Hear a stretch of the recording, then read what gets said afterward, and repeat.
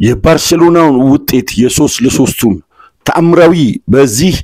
ባለፉት የቅርብ ዓመታት የሻምፒየንስ ሊግ የትኛውም ሁለት ክለቦች ባደረጉት ውድድር ተመልካቹን ያረካ ትልቅ ጫውታ ተብሎ በደጋፊው በተመልካቹ ባለም እግር ኳስ ውስጥ በእያንዳንዱ አእምሮ ውስጥ ትልቅ ስፍራ ይዞ ሊቀመጥ የሚችል የሻምፒየንስ ሊግ ጫውታ ነበር ባለፈው ረቡዕ የተካሄደው 3-3 ዛሬ ሳንሴሮ የመልስ ጫውታ ይካሄዳል ኢንተር ሚላኖች በፈለጉ ሰዓት ማግባት በፈለጉ ሰዓት መከላከል መርጠው ከሜዳቸው ውጭ ስፔን ውስጥ 3 ማስቆጠራቸው ከሜዳው ውጭ እንደዚህ የቀለላቸው በሜዳቸው በዛሬው ጫውታ የበለጠ ይቀላቸዋል ተብሎ በብዙ የእግር ኳስ ተንታኞች እየተተነተነ ይገኛል ወጣቶቹ ህፃናቶቹ ሮጦ ያልጠገቡ ከማድሪድ ጋር 120 ደቂቃ ተጫውተው ኢንተር ሚላንን የገጠሙ ከመመራት ተነስተው 3-3 የጨረሱ ወጣት የባርሴሎና ተጫዋቾች ሳንሴሮ ይከብዳቸዋል ሜዳው ባይተዋር ያረጋቸዋል በፍጹም ብሎ ደግሞ የልጆቹን ብቃት የሚሞግቱ አሉ ያንስ ፍሊክስና የሲሞኒ ኢንዛጊ የታክቲክ የበላይነት የታክቲክ ብልጫ የሁለቱን አጥቂዎች ሜዳ ውስጥ ያለ ማካተት ስጋት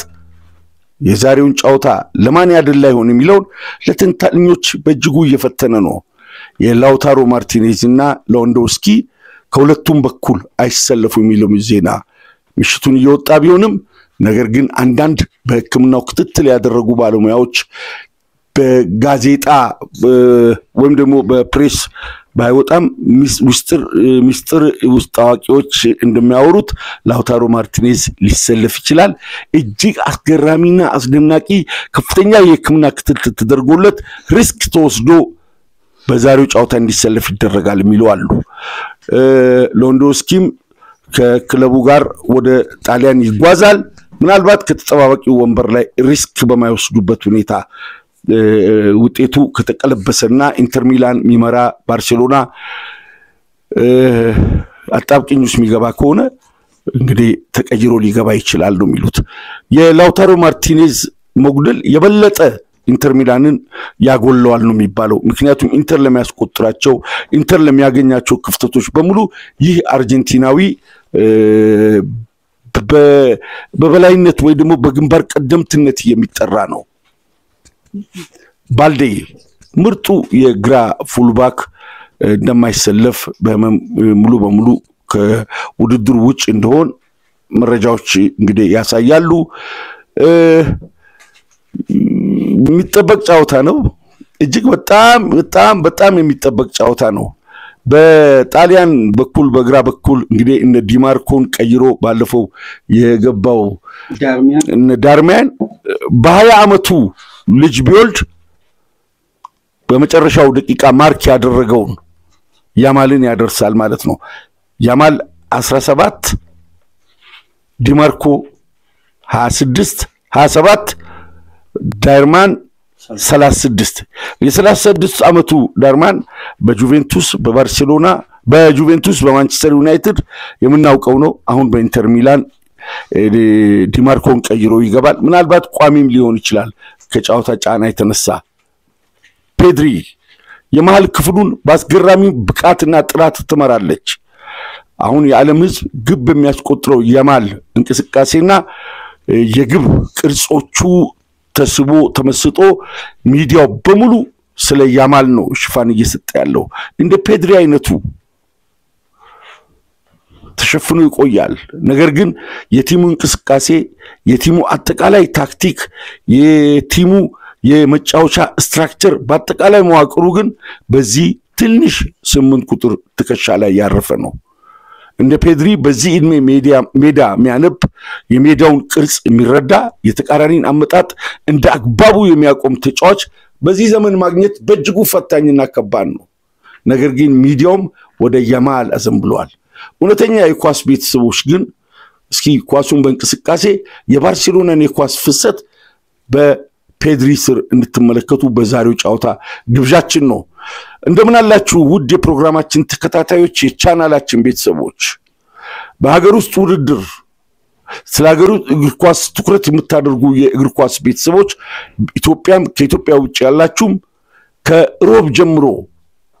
በተከታታይ ለ5 ቀናት በታዋቂዎቹ ዝነኞቹ ሁለት ሰዎች በቃለ ምልልሳቸው የተቀረጸ ፕሮግራም ይተላለፋል። የኢትዮጵያን እግር ኳስ የምትወዱ ሚዛናዊ ሆናችሁ ሁሉን ነገር በአግባቡ መረዳትና ማሰብ መልስ ማግኘት የምትፈልጉ በማርቆስ ኤልያስ ግሎባል ስፖርት ኦፊሻል ዊዝ ማርቆስ ኤልያስ ሚሊዮን ሰብስክራይብ ታደርጉና ታዋቂው ትውቱ የጥልቅ የጫውታ አስተሳሰብ ባለቤት የሆነው ካሳይ አራጌን ለ5 ሳምንታት ኢንተርቪው ያደረገው ፕሮግራም ሮብ ይለቀቃል። ሁላችንም ይህንን ፕሮግራም ጠብቀን የካሳይን ስብዕና እስከ ሜዳ ውስጥ ፍልስፍናው ቀለምና ከለር ያለውን የራሱን ያጫዋች ሲስተም የሚተነትንበት መነሻና መዳረሻው የኢትዮጵያን ፉትቦል የመብት ሐሳብ የሚያቀርብበትና ታታሪው በኮሜንታተርነት በጋዜጠኝነት እጅግ በጣም ኢትዮጵያ ውስጥ የምንወደው የኢትዮጵያ ፉትቦል ሪፈረንሱ ማርቆስ ኤልያስ ከ5 ሰዓት በላይ ቆይታ አድርገዋል። ሰኞ ማለዳ ነው ይህን ፕሮግራም ያደረጉት። ነገን ኤዲት ያደርጉና ከሮብ ጀምሮ ሐሙስ፣ አርብ፣ ቅዳሜ፣ እሁድ ይለቀቃል። ካሳይ አራጌን በሰፊው ማድመጥ ለምትፈልጉ ጥያቄ ካላችሁ አስተያየት ካላችሁ እዛ ላይ በሚገኘው ስልክ ቁጥርና የኮሜንት መስጫው ላይ ተሰጣላችሁ። ዋናው ነገር ግን ግሎባል ስፖርት ኦፊሻል ዊዝ ማርቆስ ኤልያስ የሚለውን ሰብስክራይብ አድርጉ። ሌሎች የውጭ ሀገር ዜና የሚሰሩ ምርጥ እነ ሰላም የሚባል ልጅ መጥቷል። እነሱንም አድራሻቸውን እንሰጣቸዋለን። ሰብስክራይብ ታደርጋላችሁ። ስፖርቱን ከያቅጣጫው ማድመጥ፣ መስማት፣ አስተያየት መቀበልና ዕውቀታችሁን እንድታዳብሩ ይገባል። በውስንና በተመሳሳይ በሆኑ ቅርጾችና ድምጾች ለአመታት አብረን ስዳክር መቆየታችን ይቀርና አማራጮችን እናሰፋለን። ለሀገር ውስጥ ውድድር፣ ለሀገር ውስጥ ስፖርት ኢንሳይክሎፒዲያው ማርቆስ ኤልያስ ባስገራሚ መረጃው ከካሳይ አራጌ ጋር መጥቷል። ከሮብ ጀምሮ እንድትከታተሉት ከወዲሁ እንጋብዛለን። ከዚህ ፕሮግራም መጠናቀቅ በኋላ ያሳደግነው የተንከባከብነው ውለታው ዋልንለት ውለታውን በአግባቡ የመለሰው እኔ ልጄ ነው ምለው ለስፖርት ቤተሰቡ ወንድም ነው። ለሊቨርፑል ደጋፊዎች ደግሞ የመለያቸው ውክልና 66 ቁጥር ለብሶ በክንፍ በአምሮአችን በሜዳ ብቻ ሳይሆን በአምሮአችንም ሲመላለስ የነበረው አርኖልድ ሊቨርፑልን የመልቀቁ ዜና እውነት እየሆነ መጥቷል። እንደ ሊቨርፑል ደጋፊ በማድሪድ የተሳካ ጊዜ እንዲያሳልፍ ከልብ እንመኛለን። እሱም ፕሮግራም ለእናንተ እንድናቀርባለን። ከዛ በኋላ የተነቃነቀ ጥርስ ሳይወልቅ አይቀርም ይባላል። ሳሊባንም መነቅነቅ ጀምሯል። ፊዮሬንቲኖ ፔሬዝ የአርኖልድን ራሱ ለመልቀቅ ፍቃደኛ መሆኑን መግለጫ ሰጥቷል። የሊቨርፑልና የአሌክሳንደር አርኖልድ እህልዋ ያበቃ ይመስላል። ልጃችን በሄደበት ሁሉ እንዲሳካለት እንመኛለን። የሊቨርፑልን መለያ ለብሶ የተጫወተ ተጫዋች ክለቡን ለቋል ተብሎ እላዩ ላይ በመጥፎ ወይም ደግሞ በኔጌቲቭ አይዘመርበትም፣ በበጎ ይዘመርለታል እንጂ አርኖልድ በሄደበት እንዲቀናው እንመኛለን። የአርኖልድ ውለታ በሊቨርፑል፣ የአርኖልድ ቆይታ በሊቨርፑል፣ አርኖልድ ለሊቨርፑል ምን ሰጠ? ምን አሳጣ? ለምንስ ይሄዳል? አንድ ፕሮግራም ከዚህ በኋላ እንለቃለን። ሳሊባ የቀረበለት አስገራሚ ኮንትራት አለ። ነገር ግን ፊዮሬንቲኖ ፔሬዝ በኪሊያን ምባፔ በኩል መነቅነቅ ጀምረዋል። አንድ ላይ መሰናበታቸው እርግጥ የሆነ ይመስላል። መነሻውን ጥርጣሬያችን መነሻ የሳሊባን ወቅታዊ የድርድር ሁኔታ ማጣቀሻ በራባዩን መዳረሻ አድርገን የምንሰራው ፕሮግራም አለ። አብራችሁን ቆዩ። አብዲና ፓቻንን ፕሮግራማችንን ላይክ አድርጉ፣ ሰብስክራይብ አድርጉ። በቴሌግራም ቻናላችን ሚዲያ ግሩፕ አብዲራዋ በሚለው ደግሞ ጆይን እያደረጋችሁ ወዳጆቻችሁንም ወደዛ እየሳባችሁ እስከ ሐምሌ 30 50,000 ሰብስክራይበር እንድንገባ ኮዲው ጥራችን እናደርሳለን። በውጭ ሀገር የምትገኙ እነ ጀማል አህመድ ባለህበት በድጋሚ መልካም ምኞታችን ይድረስ እንላለን። አብዲና ፓቻንን በሻምፒየንስ ሊጉ የማክሰኞ ምሽት የ3-3 የአግሪጌት ውጤት የመጨረሻውን ጨዋታ ባጭሩ እናቀርባለን። አብራችሁን ቆዩ። አብዲና ፓቻንን በአብዲራዋ ቲዩብ። ፓቻ ሻምፒየንስ ሊጉ አጓጊ ነው። በመጀመሪያው ዙር እንግዲህ ባለፈው ረቡዕ በዚህ አመት ብቻ ሳይሆን ባለፉት ጥቂት አመታትም ከታዩ ማራኪና ምርጥ ጨዋታዎች ደጋፊ እንቅልፉ ያልባከነበት የኳስ ቤተሰቡ መቀመጡን ማምሸቱን ያላማረረበት ድንቅ ምሽት በመላው ዓለም የሚገኝ የእግር ኳስ ቤተሰብ በ6 ግቦች የተቋጠረ ጨዋታ መመልከት ችለናል። ዛሬ ጣሊያን በሰማያዊና ጥቁር ጭሶች ስቴዲየሙን እያጠነች ስፔኖቹን በሜዳ ውስጥ ጩኸት በሜዳ ውስጥ ታክቲክ አስጨንቃ ፋይናል ለማለፍ ኢንተር ሚላንን የድግሱ መነሻ አርጋ ባርሴሎና ኑካምፓዊያንን ተቀበላለች። ይሄን ጨዋታ በምን በኩል እንገምግም? ያንተ መረዳት ምንድነው? በአጠቃላይ በዚህ ጨዋታ ያለው መረጃ ለአድማጮች እናቀብልና ያንተን በጨዋታው ላይ ያለህን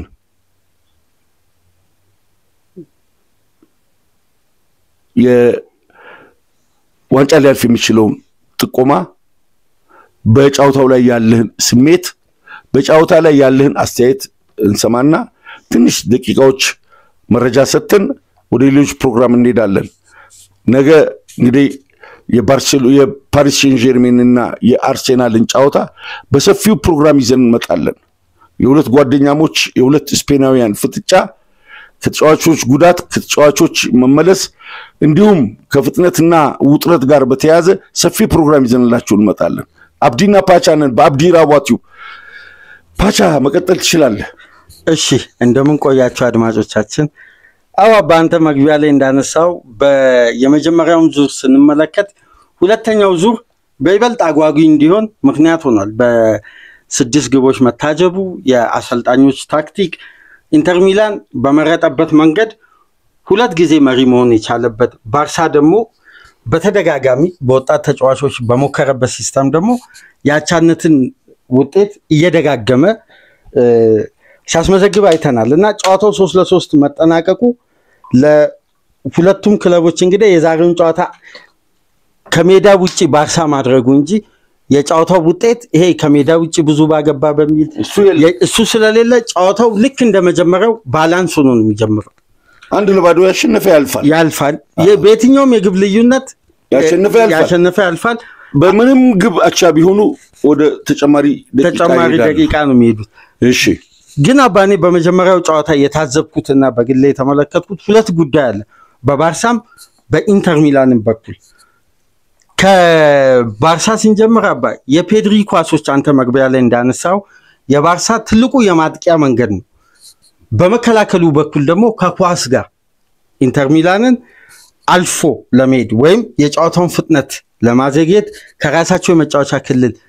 በጥሩ በተደራጀ መልኩ ይዞ ለመውጣትም የፔድሪን እንቅስቃሴ ባርሳ በእጅጉ ይፈልጋል። ግን አንድ የተለየ አባ ታክቲክ አለ። ሃንሲ ፊሊክ ፔድሪ ላይ አማካይ ስፍራቸው ጥገኛ የሆነበት ወይም ለፔድሪ ትልቅ ሚና የሰጡበት አይተኮና አባ በመጀመሪያው ጨዋታ ፔድሪ ለራፊኛ ከፍ አድርጎ የሰጣት ኳስና ራፊኛ ያስቆጠረው ራፊኛ ለፈርናንዶ ቶሬስ ሰጥቶ ፈርናንዶ ቶሬስ ያስቆጠረው ግብ ያን እንቅስቃሴ ካየክ ከተከላካይ ጀርባ ባየር ላይ ፓስ የተደረገ እንቅስቃሴ ነው። እንደዛ አይነት እንቅስቃሴ ደግሞ ኢንተር ሚላን ላይ በቅርብ ሳምንት ሴሪያ ሲመለከት ለምሳሌ ሮማ አስቆጥሯል። በዛ አይነት መንገድ በቦሎኛ ሲሸነፉ የተቆጠረበት አንዱ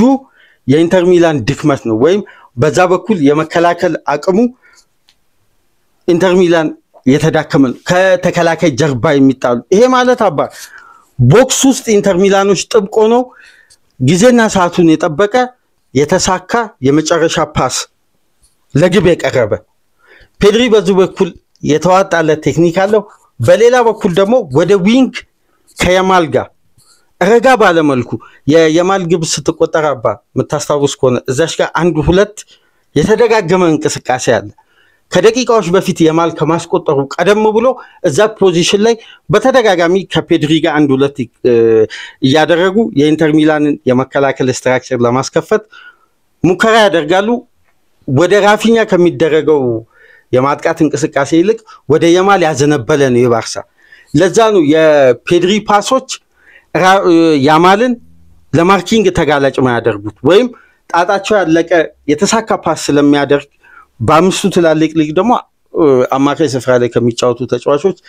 ላይን ብሬኪንግ ፓስ 168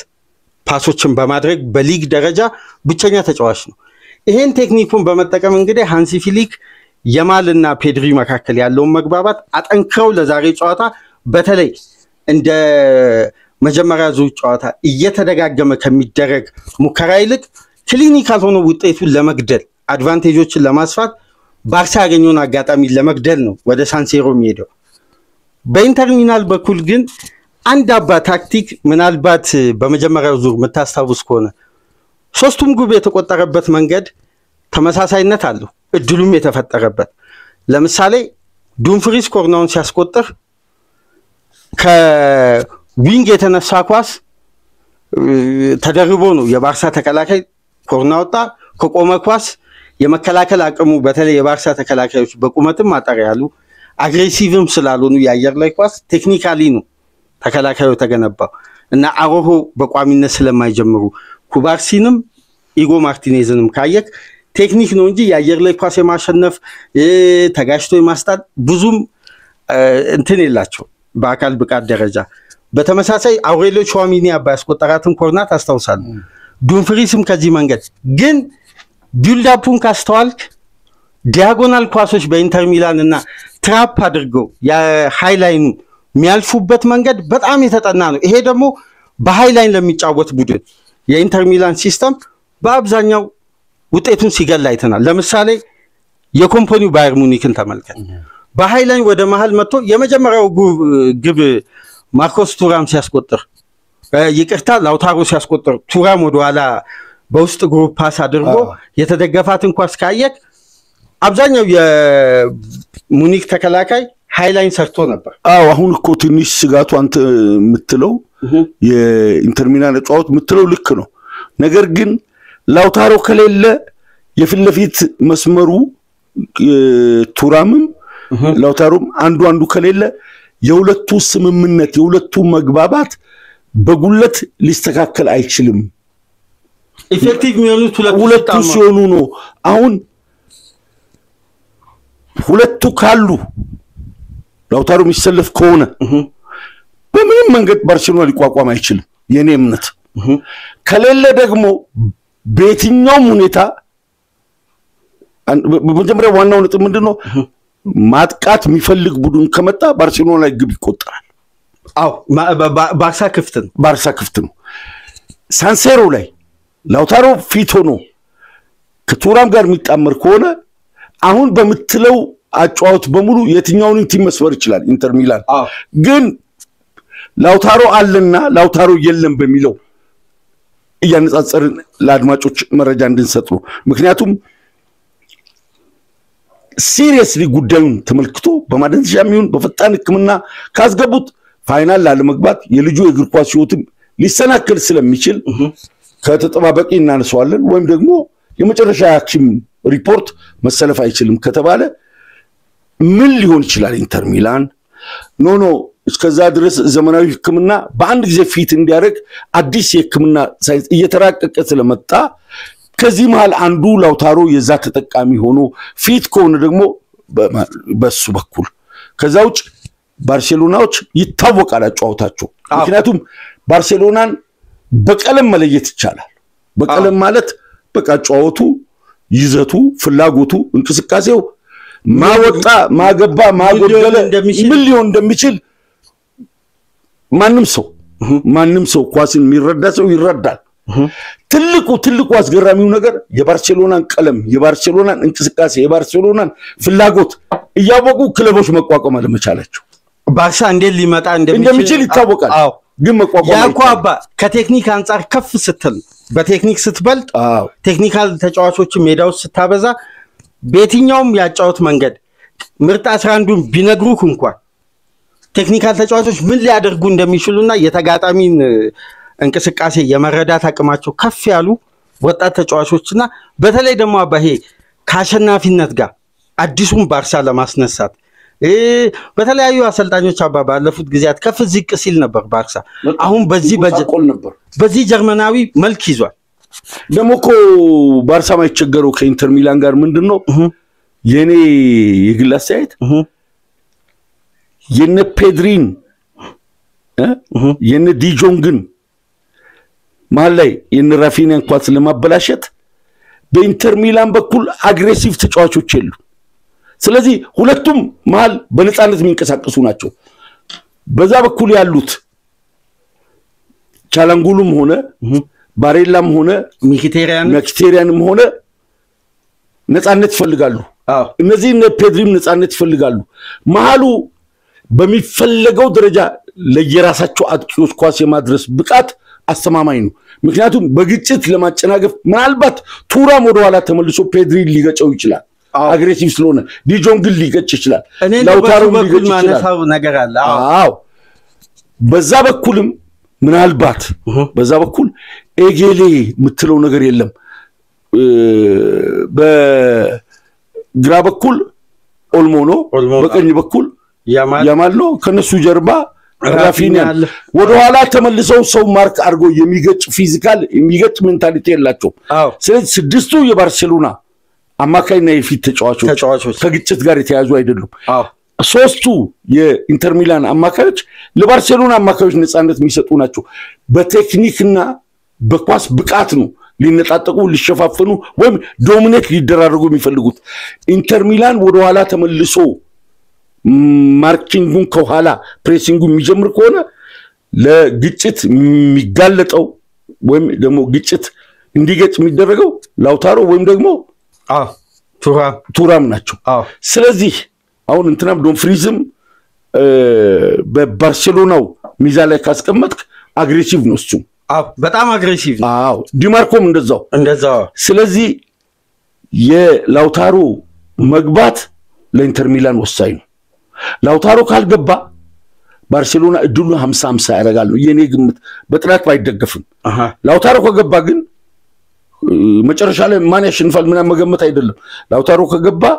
ኢንተር ሚላን የባርሴሎናን ተከላካዮች የመስበር አቅሙ ፈጽሞ ክፍት ነው ማለት ቀጥል እሺ አባ እኔ በላውታሮ ዙሪያ አባ አሁን በሚወጡ መረጃዎች መሰረት ከሆነ የጣሊያን ሚዲያ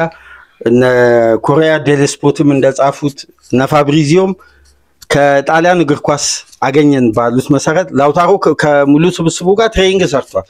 ቋሚ ይሁን አይሁን በመጨረሻ ሰዓት ኢንዛጊ ነው የሚወስኑት ከሕክምና ማዕከል በሚያገኘው ሪፖርት ነገር ግን አባ አንድ ላውታሮ ቀርቶ ኢንተር ሚላን የሊጉ ሻምፒዮን ሲሆን ለ6 ሳምንት ከሜዳ ሲርቅ ሲሞን ኢንዛጊ የተጠቀመው ታክቲክ አለ አሁን ኢራናዊው አጥቂ ሊገባ ይችላል ግን ይሄ አባ ጣሊያኖች በአማካይ ስፍራ ተጋጣሚ የሚበልጣቸው ከሆነ የሚያደርጉት በተለይ ባክስሪ ሲስተም የሚጫወት መታሳቡስ ከሆነ እና አንቶኒዮ ኮንቴም በተወሰነ ጊዜ ደግሞ 3-4-3 ቢሆንም ቱሄልም የሚያደርገው አንድ መንገድ አለ ከአጥቂው ጀርባ የሚያቆሙት እንደ ፕሌይ ሜከር የሚጫወት የላውታሮን ፖዚሽን የሚሸፍን ነገር ግን በአማካይ ስፍራ የተቃራኒን ይሄ አማካይ እንዳይጀምር የሚያጨናግፍ ታክቲካ ስፔስ ሚነሳ በዛ ላይ ደግሞ አባ የመጨረሻ ይሄ ፋይናል ኳሶችን የሚያገናኝ ይሄ ምልክት አባ በምን ተመለከትኩ መሰለ በመጀመሪያ ዙር ጨዋታ ምታስታውስ ከሆነ ፍራቴዚንና ዘለኒስኪን አስገብቶ ሞክሯል በዛ ወቅት ምታስታውስ ከሆነ 3 አደረገና ኳላ አባ ይሄ 3 ቦክስ 3 ሁለት አማካይ ከፊት ለፊታቸው በድጋሚ ሁለት አማካይ ወደ ፋይናል ሰርድ ደግሞ ዱንፍሪስና ዳርሚያን ጠጋ እንዲሉ አድርጎ ወደ 3 ቦክስ 3 ቀይሮ ሲሞን ኢንዛጊ ሞክሯል ስለዚህ ላውታሮ ካልገባ ኢራናዊውን አጥቂ አንደኛ ሆም አድቫንቴጅን ካሰበና ቀድሞ ግብ ለማስቆጠር አድቫንቴጅ ለመውሰድ ካቀደ ጥምረታቸው ምንም እንኳን የተዋጣለት አይደለም ተብሎ በሚዲያ በኩል ቢነሳም ታሚርን ሊያስገባ ይችላል። ግን ላውታሮ ፊት ካልሆነ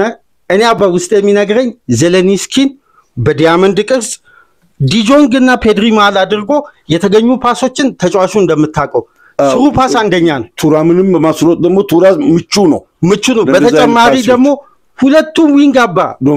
ዱምፍሪስ እና ዲማርኮ የሚጠቀሙበት ታክቲክ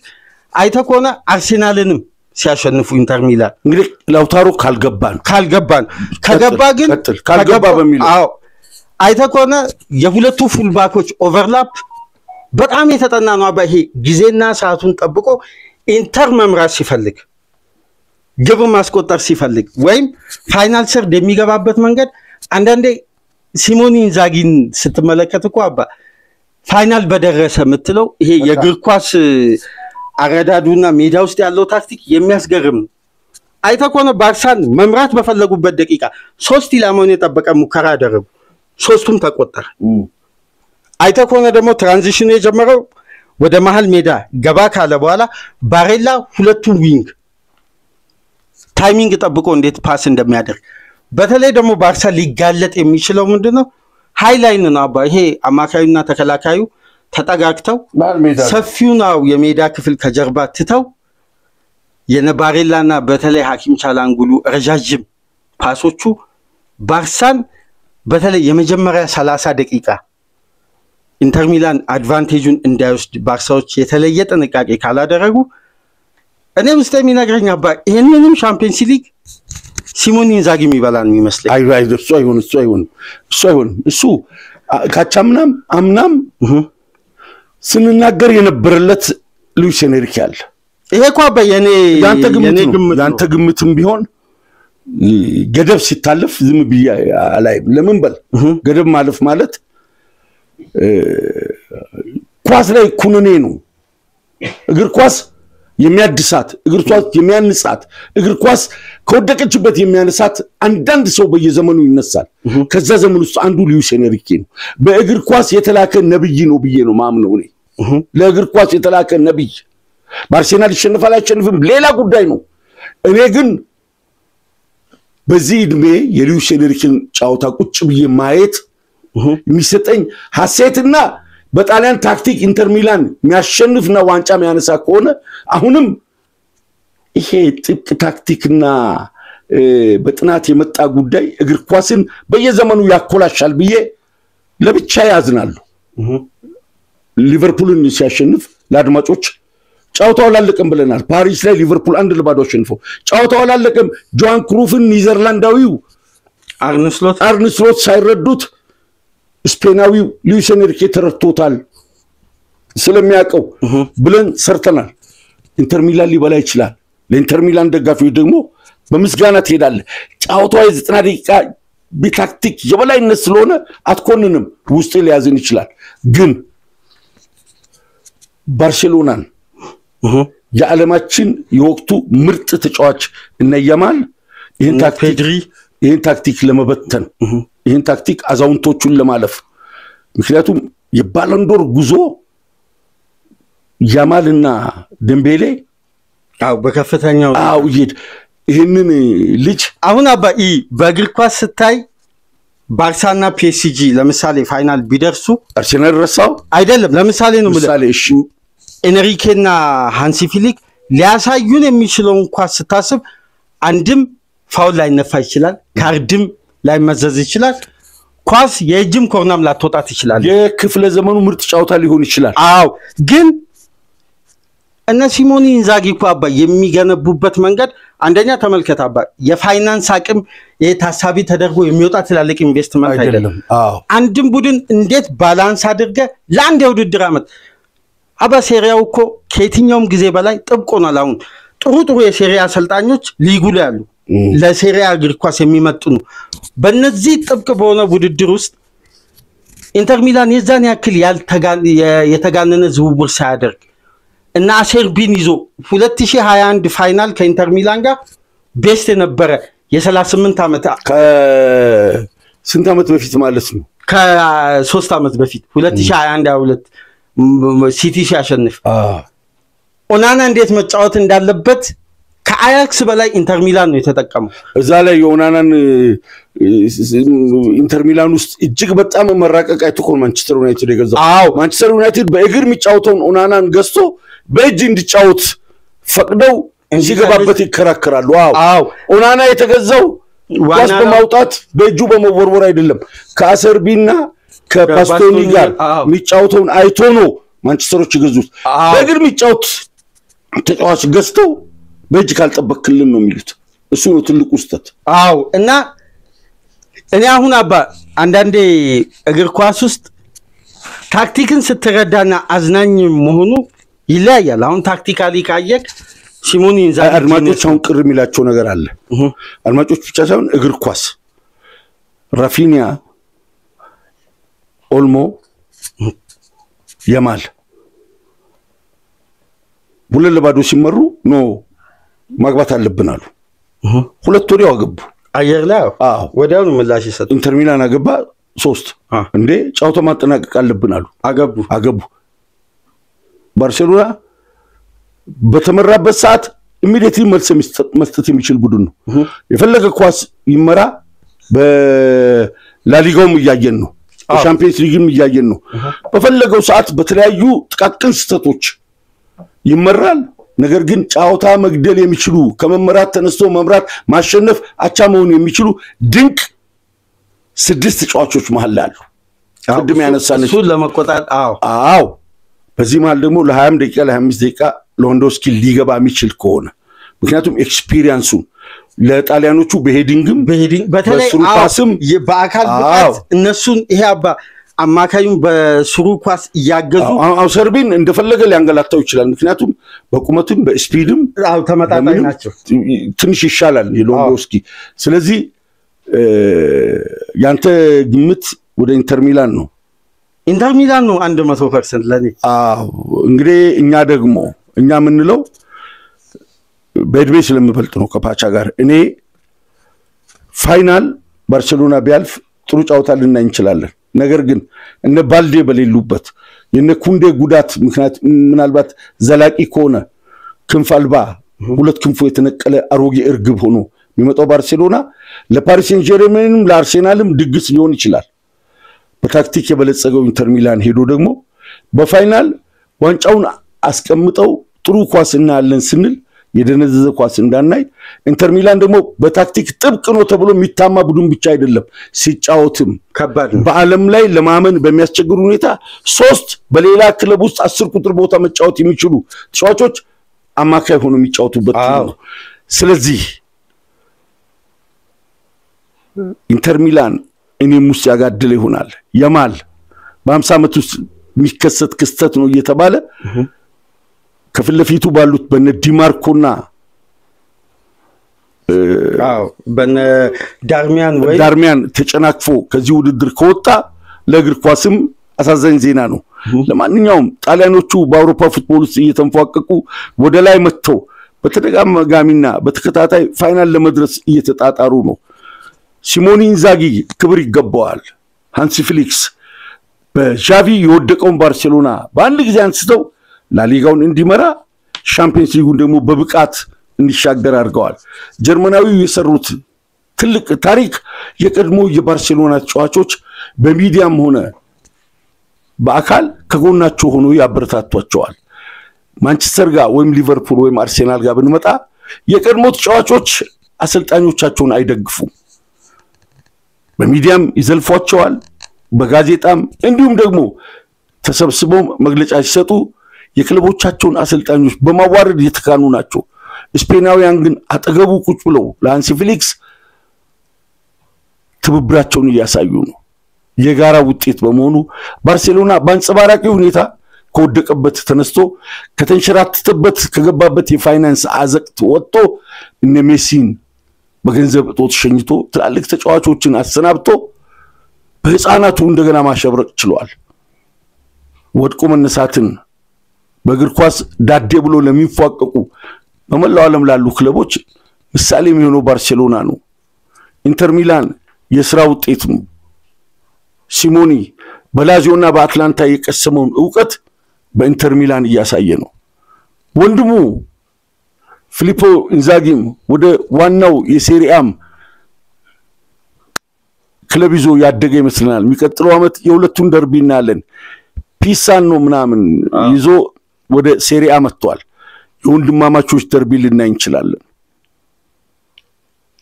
ሃንሲ ፍሊክስ ሲሞን ኢንዛጊ ያማል ላውታሮ ማርቲኔዝ ለሁሉም መልካም እድል እንመኛለን የተሻለው አሸንፎ ለሙኒኩ ፋይናል ከ3 ሳምንት ተኩል በኋላ ለሚደረገው ፋይናል የተሻለው ቡድን እንዲያልፍ እየተመኘን ለዛሬ ያዘጋጀነው ፕሮግራም አጠናቀቅን ከዚህ ፕሮግራም በኋላ የአንፊልዱ ኮከብ ወደ ነጩ ቤት የሚያደርገውን ዝውውር ለሊቨርፑል ደጋፊዎች ልብ ሰባሪ ቢሆንም እውነቱን መጋት እውነቱን መቀበል ግድ ነውና አርኖልድ ወደ ነጩ ቤት እንደሚጓዝ ፍንጭ ሰጥቷል እሱም በተመለከተ አንድ የተረጋገጠ መረጃ ይዘንላችሁ እንመጣለን ከዛ በኋላ ጊዜ ካለን ሳሊባ ሊሰልቡት ፔሬዝ እንቅስቃሴ ጀምረዋል አርሴናልም ሊቨርፑልም ልባቸው ሊነቀል ልባቸው ሊወልቅ ከጫፍ ደርሷል የሊቨርፑሉ ተረጋግቷል አብዲና ፓቻነን በአብዲራዋ ቲዩብ ሰላም ቆዩ